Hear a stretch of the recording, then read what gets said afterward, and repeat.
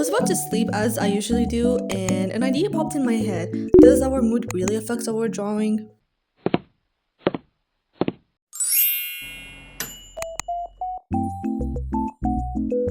Well, there's a quick answer for this question, and I know what you're thinking about, and it's probably right. There's no wrong or right thing about this, and we're gonna talk about this a lot more in this video. So, a lot of y'all, and I was as well thinking like this. Yes, obviously it does, it's a way to express our opinion. So, naturally, anything that it's in our mind, our mood, our feeling is gonna really reflect on whatever we're making. And there's something called color psychology, which is a way that we perceive colors. Each color has its own emotion, its own feeling, I guess. And we've been knowing this since we were kids. And a good example I could think of is that one movie. I watched it when I was a kid, though. Yeah, Inside Out. I just watched season 1. I didn't watch actually season 2. I don't know. I was not feeling like it, to be honest.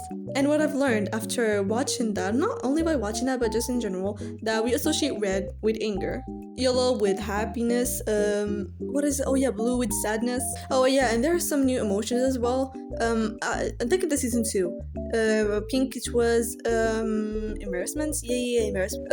Purple, I forgot. Depressed maybe? I'm not sure. And and orange, anxiety. Those are the new emotions. And I think I agree with orange being anxiety. I think it's a really I think it's a really good color. Like even without watching the movie. I'm literally, oh my god. Oh my god, it sounds so fake, but I am doing it right now. I am analyzing the colors. Oh yeah, this color matches the feeling. Oh yeah, this color matches this emotion. So I think this is what it is about color psychology. This is the whole point of it. It's usually used a lot in brands. If they want to promote something, you can tell if this product is luxurious, if it's more leaning into the fitness industry. You can tell just by the colors and the way they present it. But the thing that doesn't make sense to me is that when I'm mad, I color with red, or like I use warm colors, or if I'm happy, I use sort of bright colors or something. It doesn't make sense. I don't think I usually just stick with few type of colors because I don't know, angry or something. So it takes me to another point to talk about. Is our vibe / aesthetic equals our mood?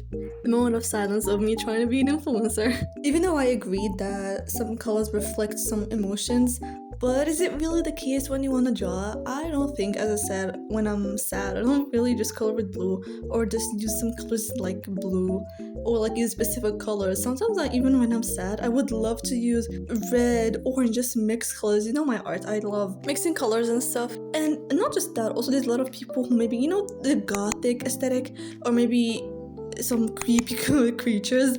It doesn't mean that they're actually depressed or they're dealing with some issues. It just means that they want to express themselves, either the aesthetic that they like or something that represents them. I'm not saying that they can't love that, they can't be that aesthetic, but you can just draw something, but it's not necessary that you need to be that aesthetic, you know what I mean? I hope I'm making sense.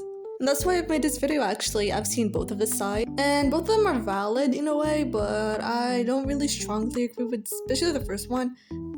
I think it's really strict, and I do consider them both as correct, but I do not think the first one especially is 100% accurate, even the second one. But still, none of them is 100% accurate. I might just go for both of them, not just one of them. But art, it's not really a strict thing. It's not like math, 1 + 1 = 2. It's not like an equation that is one solution. So I feel like sticking to few colors, it's unrealistic, it's stupid that it might work, but not always, Art is a very creative field. Not only art, anything that relies on creativity, our human minds is way beyond putting it in a box. We can do a lot of stuff, and even all of the psychology, and especially when it comes to, it's gonna be off topic, but also like personalities, how we act, how we think. Even if 100 studies come out, they will still not be enough, and there will still be a lot of questions, because our human mind it can do a lot of stuff. It can able to do a lot of stuff, and as I said, putting in a box is just so unrealistic, because it can't be. So we've talked about how unintentionally the colors reflect our emotions, and how when we see the colors it also affects our mood. And how about drawing itself, why does it change our mood? Why do we feel less stressed when we draw? Well, it really depends if it's your job, it's your full-time job, or you're doing it as a hobby or a part-time. I'm not the best person to talk about jobs, especially because I never had one. I never had even a part-time job or anything. And also drawing, never made it as like a little business thing. And if you consider YouTube as my job, I don't think so, because first of all, I'm not monetized yet, so I don't get paid, and I feel like the definition of the job is that you need to get paid for your work. So I don't get paid for my work, so it's mainly a hobby for now. And this is the best opportunity to promote my channel. Go support me, subscribe, like, and comment if you like this video so far, and also make sure to follow me on my other socials, Instagram and TikTok. I stopped being active, especially on TikTok, but yeah. So I've heard that making art and drawing as your job, it has a lot of benefits. A lot of people say, oh, imagine getting paid for your hobby, for doing something that you like. But let's be real, it will get stressful sometimes.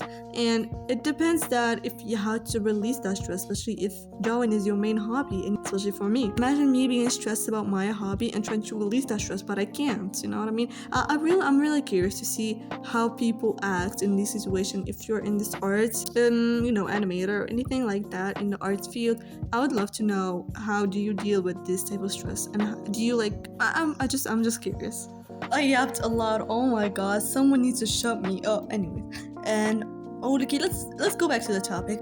So there's a lot of ways that you can make drawing as a way to release stress, even if you're not an artist, okay? I don't care if you never drew, you never hold a pencil in your entire life, you can still release stress with it, and it's a very simple way. You can do random doodles, and when I talk about random doodles, I mean not drawing, just make random circles, draw a circle inside a circle inside a circle inside a circle, random squares, and connect them with random lines, draw some wavy lines, anything. I'm literally talking about anything, just anything that to release stress. That's the whole point anyways. We're not looking for perfection, and we're not working for like extreme, beautiful, amazing artwork. And you can take those same doodles and color them, just color them as you were a kid again. And also, if you feel like a little fancy, you can buy a coloring book and color it. Those are my ways that I can think of to release stress, even if you're not an artist, you don't know how to draw, because the whole point, as I said, we're not looking for perfection, we're not looking for the next Picasso or anything, we're just looking to be happy. That's what we want. I personally use this doodling method as a way to release stress, but when I'm studying. So I use it as a 10-minute rest between every study session. I personally I do a Pomodoro time method. How do you call it? Pomodoro time method? Anyway, something like that. And I study for 50 minutes. And then I go again for 10-minute rest, 15 minutes, and then another 10-minute rest. To be fair, I don't really always use it, but it's always an option, I don't mind it. It's a really good thing. I've tried it. It worked for me, and I thought I'm just gonna help you. Oh, by the way, thank you for watching till this far. I know you're a real one. Thank you so much. And I have a really important question for these type of people. What do you think about me putting my personas? I have this persona right here, and I always put it in throughout my whole video. But it sometimes gets annoying that I have to finish editing the video, then I have to now edit the persona, and it's annoying. And I don't really mind it if you like it and if you think it's really important. I don't really mind go to the all suffrage and stuff, but I just really want to know your opinion. Do you like just putting in the thumbnail and the intro or the outro, or just like the whole video? It's so important. And that's the video. I hope you enjoyed it so much. Thank you so much for the support that I had in the last video. I just really appreciate it so much, and I hope I'm gonna be doing well in the future as well. I hope that you enjoyed this video. As I said, I just appreciate your guys' support so much. If you like this video, oh my god, oh yeah, I didn't say that. If you love this video, then like, subscribe, and support a small art channel, and see you in the next video.